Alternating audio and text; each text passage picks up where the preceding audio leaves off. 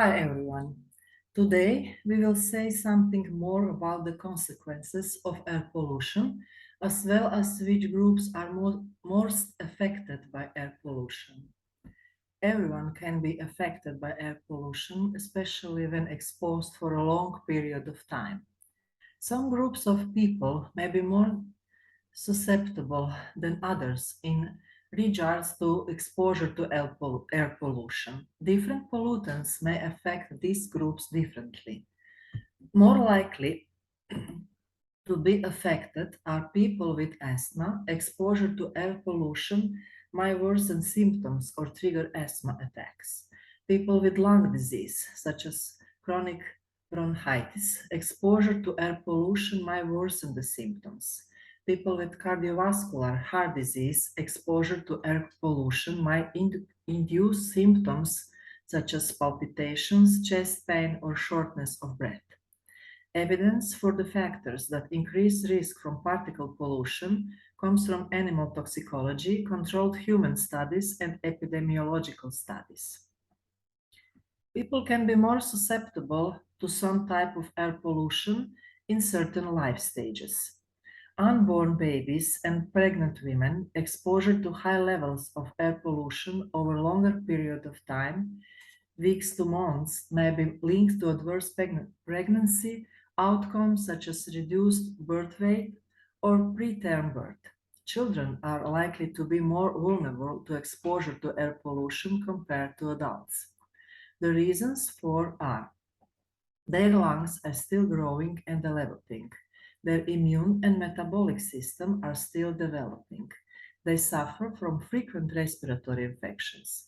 They are more active outdoors than adults and therefore breathe in higher doses of outdoor pollutant. Older people are more likely to be affected by air pollution, perhaps due to generally weaker immune systems and undiagnosed respiratory or cardiovascular health conditions. As people age, their bodies are less able to compensate for the effects of environmental hazards. Adults who work or exercise outdoors for extended period of time are also vulnerable to the effects of air pollution. Increased risk in older adults is related to the higher prevalence of pre-existing respiratory or cardiovascular diseases found in this age group, as well as the gradual decline in physiological defenses that occur as part of the aging process. Symptoms are not reliable indicators of whether particle pollution is at an unhealthy level. There may be no immediate symptoms even at relatively high concentrations of exposure. A person with respiratory disease may not be able to breathe as deeply or as vigorously as normal and may experience coughing, chest discomfort, wheezing, and shortness of breath. For a person with cardiovascular disease, exposure to unhealthy levels of particle pollution may not produce any change in respiratory symptoms, yet can still cause serious problems in a short period of time, including heart attacks. Some studies have investigated the relationship between the genetic characteristic of individuals and their response to particle pollution. An individual's genetic background may influence health effects caused by particle pollution exposures. For particle pollution, the evidence largely consists of epidemiology studies that evaluate the morbidity and mortality effects of acute and chronic exposures to particle pollution. Some individuals are much more sensitive to air pollution than others. Checking the IQA each day will help these people notice at what levels they begin to experience effects. The Air Quality Guide for Particle Pollution includes cautionary statements and actions people can take to reduce their risk from exposure to air pollution at different levels of health concern. In the last lecture, we showed different examples of IQA maps, and today we will explain what some of the declared qualities actually mean. Who needs to be concentrated concerned, and what should we do? According to air quality index, good means air quality is good and poses little or no risk. Moderate means air quality is acceptable. However, there may be some health concern for a small number of unusually sensitive people. Studies indicate that there are people who experience health effects when air quality is in the moderate range. Unhealthy for sensitive groups means when air quality is in this range, people who are in sensitive groups, whether the increased risk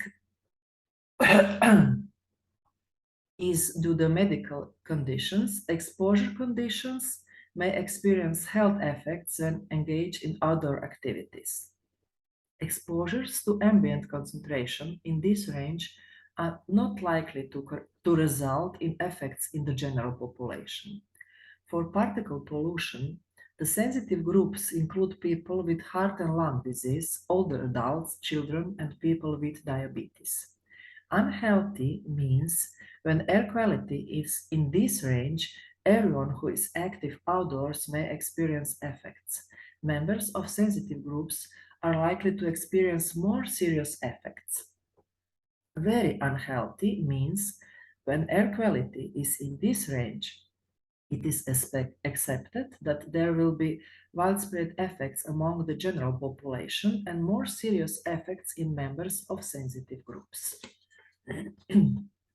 Hazardous means air quality in this range triggers health warnings of emergency conditions by media outlets.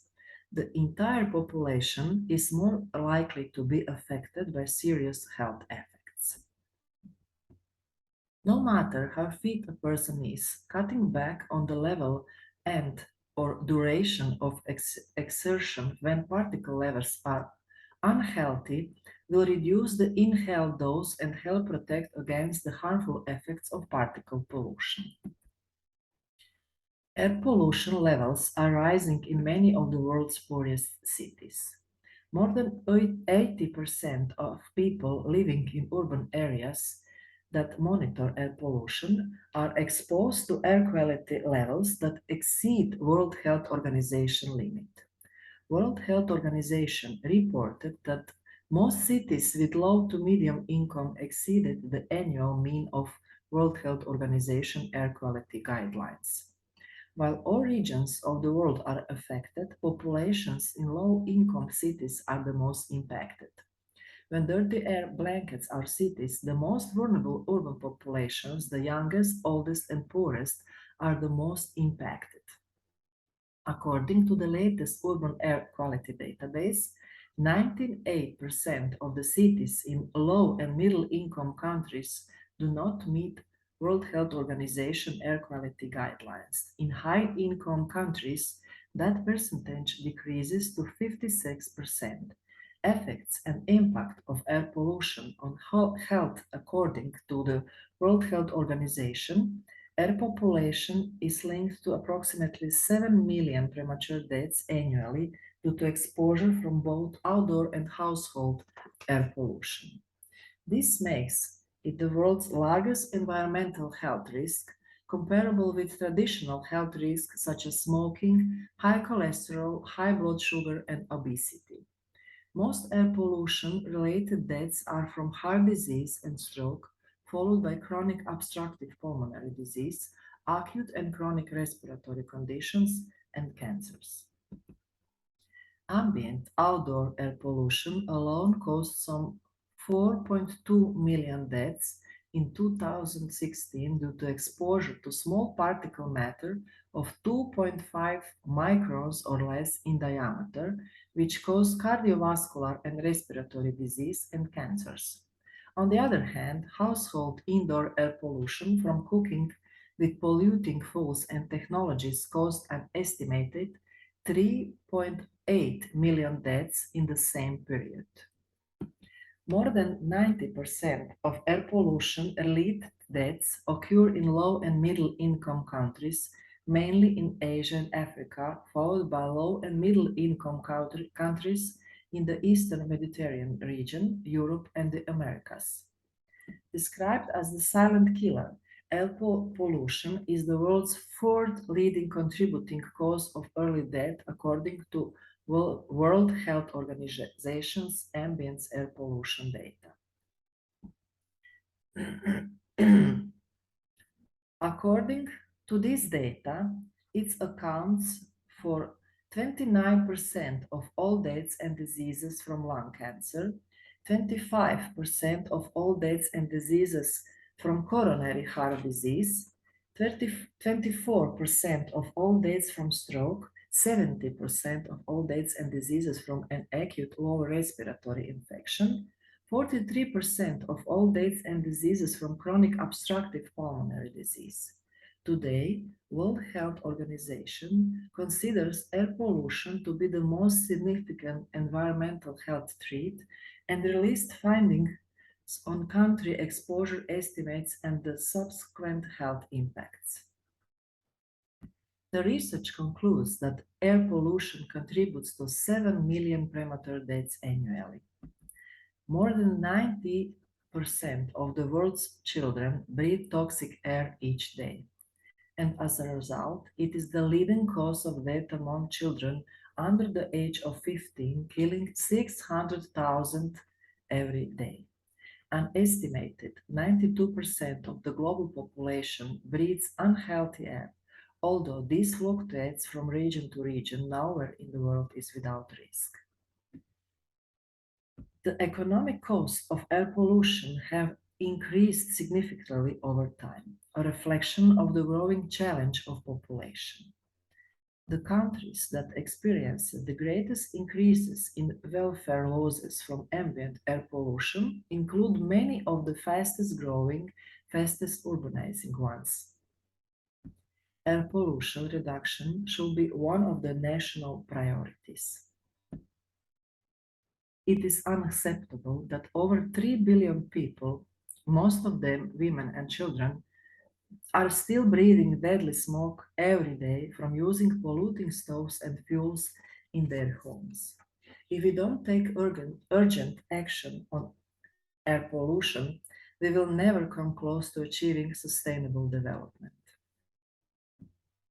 Almost 17 million babies live in areas where air pollution is at least 6 times higher than international limits, causing them to breathe toxic air and potentially risking their brain development, according to a new paper released by the United Nations Children's Fund. Poisonous air is having a devastating impact on billions of children around the world, damaging their intelligence and leading to hundreds of thousands of deaths, according to a report from the World Health Organization. The World Health Organization study found that children are particularly vulnerable to air pollution because pollutants are often more concentrated near to ground level. It added that their developing organs and nervous system are also more susceptible to long-term damage than those of adults. After all these numbers, we can't help but wonder, is air pollution the new tobacco?